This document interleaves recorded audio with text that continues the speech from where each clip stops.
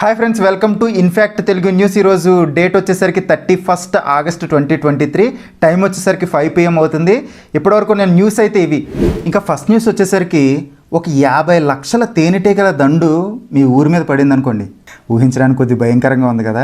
So అలాంటిది ఒక చోట జరిగింది. కెనడాలోని ఒటారియా ప్రావిన్స్లోని బెర్లింగ్టన్ 2 రహదారులను ఈ 50 లక్షల తేనెటీగలు దండు చుట్టుముట్టిందనమాట. ఇది ఎలా జరిగిందంటే, ఈ తేనెటీగలు కలిగి ఉన్న బాక్సెస్తో నిండిన ఒక ట్రక్ ఆ ఊరి మీదుగా వెళ్తుండగా అక్కడ అది తిరగబడిపోయింది. ఆ ట్రక్ తిరగబడిపోవడంతో ఆ బాక్సులోని తేనెటీగలన్నీ బయటకు వచ్చేసి ఆ ప్రాంతాన్ని చుట్టుముట్టాయి అనమాట. ఈ విషయం తెలుసుకున్న పోలీసులు తేనెటీగల పెంపకదారులు ఉంటారు కదా, వాళ్ళని పిలిపించారు, చాలా ఎక్కువ మందిని.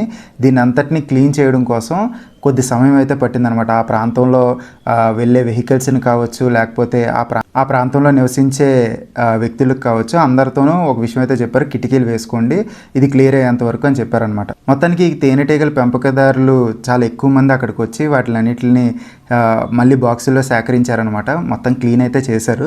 సో తేనెటీగలన్నీ అలా ఒకేసారి పగపట్టినట్టు ఊరి మీద పడిపోతే భయంకరంగా ఉంది కదా. పాపం కొద్దిసేపు వాళ్ళు ఎలా భరించారు. మన నెక్స్ట్ న్యూస్ వచ్చేసరికి ఆర్టిఫిషియల్ ఇంటెలిజెన్స్కి సంబంధించింది. మా ఆర్టిఫిషియల్ ఇంటెలిజెన్స్ అనే టాపిక్ లేకుండా మన న్యూస్లోంచి మనం ముందుకు వెళ్ళలేకపోతున్నాం.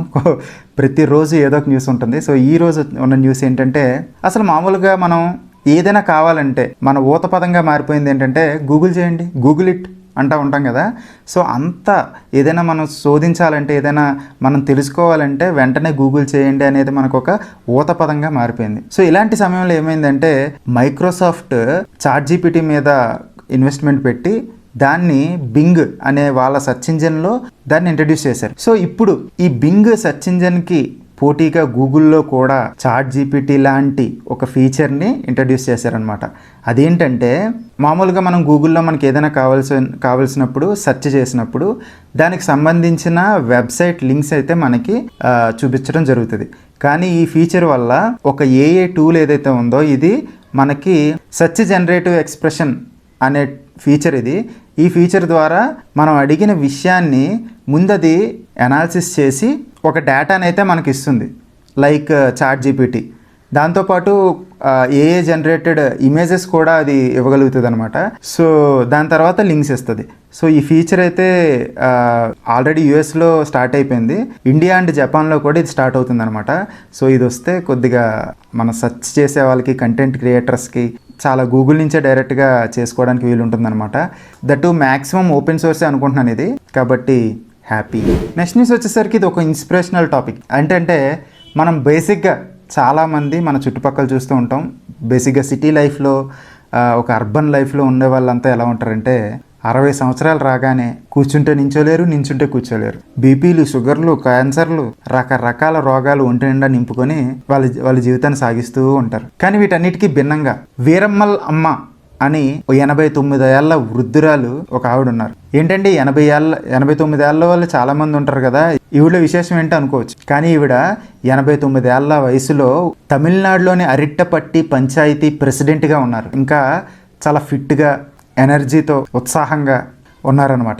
అసలు ఈవిడ కథను ఎవరు బయటికి తీసుకొచ్చారంటే, ఆ జిల్లాకు సంబంధించిన IAS అధికారి సుప్రియా సాహు, ఆవిడ అత్యంత ఎక్కువ వయసు కలిగిన పంచాయతీ ప్రెసిడెంట్గా ఈవిడ గురించి తెలుసుకుంటూ ఆవిడ ఉన్న ప్రదేశానికి వెళ్ళి ఆవిడతో మాట్లాడి ఇంటరాక్ట్ అయ్యి ఆవిడ కథను ప్రపంచానికి తెలియజేయాలని చెప్పేసి ట్విట్టర్లో ట్వీట్ చేశారనమాట. ఇది రియల్ ఇన్స్పిరేషనల్ స్టోరీ. ఎందుకంటే ఆవిడని మీరు ఇంత ఎనర్జీగా ఉండడానికి, ఈ వయసులో కూడా పంచాయతీ ప్రెసిడెంట్గా మీరు ఈ ప్రాంతానికి సేవలు అందించడానికి మీకు ఉత్సాహం ఎక్కడి నుంచి వస్తుందంటే, నా జీవన విధానంలోనే అది ఉందని ఆవిడ చెప్పారు. ఆవిడ తినే ఫుడ్ అంతా న్యాచురల్కి సంబంధించింది అనమాట. మిల్లెట్స్ తింటారు, ఉదయం నుంచి ఈవినింగ్ వరకు పొలంలో పనిచేస్తారు.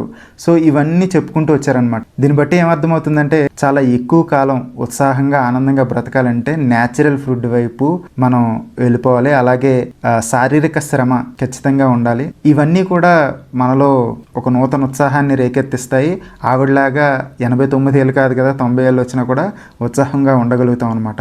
కాబట్టి అట్లీస్ట్ ఆవిడలా ఉండడానికి ట్రై చేద్దాం. నెక్స్ట్ న్యూస్ వచ్చేసరికి యాపిల్కి సంబంధించింది అనమాట. ఈ న్యూస్ ఏంటంటే, బేసిక్గా వాళ్ళ యొక్క ప్రొడక్షన్ టైంని తగ్గించుకోవడానికి, తొందరగా ప్రొడక్ట్ని రిలీజ్ చేయడానికి వీళ్ళు ఒక వినూత్నమైన పద్ధతిలో వెళ్ళడానికి ట్రయల్స్ అయితే చేస్తున్నారు. అదేంటంటే 3D ప్రింటింగ్ ద్వారా ఏదైతే వాళ్ళ స్మార్ట్ వాచెస్ ఉన్నాయో వాటికి సంబంధించిన చాసెస్ని ప్రింట్ చేసి వాచెస్ తయారు చేయాలని అనుకుంటున్నారు. ఇదైతే టెస్టింగ్ స్టేజ్లో ఉంది. సో యాపిల్ వాచెస్ మౌల్డ్స్నే వాళ్ళు ప్రింట్ చేసేస్తే ఇంకా నెక్స్ట్ అన్ని ప్రింట్ చేసేస్తారు ఇక. సో దీన్ని బట్టి ఏమర్థం అవుతుందంటే 3D ప్రింటింగ్ అనేది ఎంత ఎఫెక్టివ్ అనేది. ఎందుకంటే ఈ మధ్య కాలంలో మనం చూస్తూ ఉంటాం 3D ప్రింటింగ్తో ఒక బిల్డింగ్ నిర్మించారని, ఇండియాలో కూడా ఒక పోస్ట్ ఆఫీస్ నిర్మించారు 3D ప్రింటింగ్తో. అంటే చాలా తక్కువ టైంలో చాలా ఎక్కువ ప్రొడక్షన్ దాని ద్వారా అవుతుందన్నమాట. సో ఈ 3D ప్రింటింగ్ అనేది మన ఫ్యూచర్ కాబోతుందా? అలా అనుకుంటే కామెంట్ చేయండి. నెక్స్ట్ న్యూస్ వచ్చేసరికి ఒక ఆటో డ్రైవర్కి సంబంధించింది. అదేంటంటే సాధారణంగా మనం ఆటో డ్రైవర్స్ అని అనగానే కొద్దిగా రఫ్గా కనిపిస్తారు. ఆటోలు ఎలా పడితే అలా ఉంటాయి చాలా వరకు మన సిటీస్లో చూసినవి. వాళ్ళు ఎంతసేపు మనుషుల్ని ఎక్కించుకున్నామా దింపేసామా అన్నట్టుగా ఉంటాయి. దట్ ఈ ఆటోలు అనేవి చాలా ఎక్కువ ట్రాన్స్పోర్టేషన్ మీడియంస్గా వాడబడుతూ ఉంటాయి. ఇప్పుడు ఇంతకీ న్యూస్ ఏంటంటే చెన్నైలో ఒక ఆటో డ్రైవర్, అతను ఆటో డ్రైవర్ మాత్రమే కాదు, ఒక ఎన్విరాన్మెంటలిస్ట్ లేకపోతే ఒక సామాజిక స్పృహ కలిగిన వ్యక్తి అని చెప్పొచ్చు. సో ఒక ఆటో డ్రైవర్కి ఇలాంటి లక్షణాలు ఉంటే ఏం చేస్తాడు అనే దానికి అతను ఏం చేశాడంటే తన ఆటోని ఒక పార్క్లా మార్చేశాడు. అంటే పూల కుండీలు, ఇంకా మోటివేషనల్ బుక్స్, ఆర్గాన్ డొనేషన్కి సంబంధించిన పోస్టర్స్తో ఇలా ఆటోని మొత్తాన్ని నింపేశాడు. అలాగే డ్రింకింగ్ వాటర్ కూడా అవైలబుల్ ఉండేటట్టు చేశాడు. సో ఇలాంటి ఆటో గురించి వినడానికి ఎంత ఆనందంగా ఉంది కదా. సో మనం ఆటో ఎక్కగానే మనం వాటర్ తాగాలనుకుంటే వాటర్ తాగొచ్చు, బుక్స్ చదవాలనుకుంటే బుక్స్ చదవచ్చు. అలాగే ఒక ప్రకృతిలో కూర్చున్న ఫీల్ని అయితే ఆ ఆటోలో కూర్చుంటే వచ్చేలాగా చేశాడు ఆయన. So really great. ఇలాంటి మరీ ఇంత కాకపోయినా ఇతన్ని చూసి చాలా వరకు ట్రాన్స్పోర్టేషన్ని ఓన్లీ వాళ్ళ యొక్క ఇన్కమ్ సోర్స్ లాగే కాకుండా సో దాంతో మనుషుల్ని మోటివేట్ చేసేలా కూడా ఉపయోగించుకోవచ్చు అన్న దాన్ని అర్థం చేసుకుంటే చాలా బాగుంటుంది అన్న ఫీలింగ్. సో ఈసారి చెన్నై వెళ్ళినప్పుడు అతను దొరుకుతాడేమో చూద్దాం. నెక్స్ట్ న్యూస్ ఏంటంటే ప్రేమ ఆత్మీయతలు అనేవి ఎంత తీవ్రమైనవి అనేది తెలియజేసే వార్త ఇది. అలాగే ఒక రకంగా ఇలాంటి పరిస్థితుల్లో మనం ఉన్నామా అని అనిపించే ఒక న్యూస్ అనమాట. న్యూస్ ఏంటంటే జగిత్యాలకు చెందిన బక్కవ్వ అనే ఒక వృద్ధురాలు 8 కిలోమీటర్లు నడిచి కరీంనగర్లోని తన తమ్ముడు మల్లేశంకి రాఖీ కట్టడానికి వెళ్ళింది. ఎందుకు నడిచి వెళ్ళిందంటే అక్కడి నుంచి వాళ్ళ తమ్ముడిని ఉన్న ఊరికి వెళ్ళడానికి ట్రాన్స్పోర్ట్ ఫెసిలిటీ లేదంట. సో ఇక్కడ 2 విషయాలను ఆలోచించాలి. తన తమ్ముడి మీద ఉన్న ప్రేమను ఆవిడ ఎలా చాటుకుంది అన్నదానికి, ప్రేమ ఆత్మీయతలు అనేవి ఒక అక్క తమ్ముడి మధ్య ఉన్న బాండ్ ఎలా ఉండాలి అనేదానికి ఆవిడ ఒక నిదర్శనంగా ఉంటూనే 76 ఏళ్ల స్వతంత్ర భారతదేశంలో మనం ఒక ఊరి నుంచి ఇంకో ఊరికి వెళ్ళడానికి ట్రాన్స్పోర్టేషన్ కూడా సరిగా లేని ప్రాంతాలు ఇంకా ఉన్నందుకు మనం ఏమనుకోవాలి? మీకేమనిపిస్తుంది? కింద కామెంట్ చేయండి. నెక్స్ట్ న్యూస్ వచ్చేసరికి ఇలాంటివి అరుదుగా జరుగుతూ ఉంటాయి. ఏంటంటే ఉత్తరప్రదేశ్లో హర్దోయికి చెందిన ఇర్ఫాన్ అనే వ్యక్తి ఏం చేశాడో తెలుసా? 2 అంతస్తుల బిల్డింగ్ చేత్తో ఒక చిన్న పారతో కట్టేశాడు. అది కూడా ఎక్కడ? భూగర్భంలో. ఇంకా విషయంలోకి వెళ్తే 12 ఏళ్ళు కష్టపడి తన పొలంలో ఒక బంకర్ లాంటి నిర్మాణాన్ని చేశాడు. కాకపోతే ఆ బంకర్లోకి ఎంటర్ అయితేనే తెలుస్తుంది. అతను 11 గదులతో ఉన్న ఒక భవంతిని అయితే నిర్మించాడు, 2 అంతస్తులు అండర్ గ్రౌండ్లో. చాలా గ్రేట్ కదా. అది చూసిన వాళ్ళంతా ఆశ్చర్యపోతున్నారంట. ఎందుకంటే పాత తరంలో భవంతులు అవి ఎలా నిర్మించేవారు, ఇంటి కప్పులు అవి ఎలా నిర్మించేవారు. సో ఆ టైప్లోనే అతను నిర్మించాడంట. అది కూడా సింగిల్గా అతను ఒక్కడే చేశాడు, అది కూడా ఒక పారతో. చాలా గ్రేట్. ఇంకా నెక్స్ట్ న్యూస్ వచ్చేసరికి కోహ్లీ ఈ మధ్య ఒక ఈవెంట్కి వెళ్ళారనమాట. అక్కడ కొంతమంది ఆయన ఒక ప్రశ్న అడిగారు, మీ రోల్ మోడల్ ఎవరు, మీరు ఎవరిని చూసి ఇన్స్పైర్ అవుతుంటారు అని అడిగారంట. అడిగితే కోహ్లీ దానికి నా భార్యనే చూసి నేను ఇన్స్పైర్ అవుతూ ఉంటాను, నా భార్య నాకు రోల్ మోడల్. ఎందుకంటే నేను ఎక్కడున్నాను, నా చుట్టూరు ఏం జరుగుతుందనే విషయాలు ఆవిడే నాకు తెలియజేస్తుంటుంది.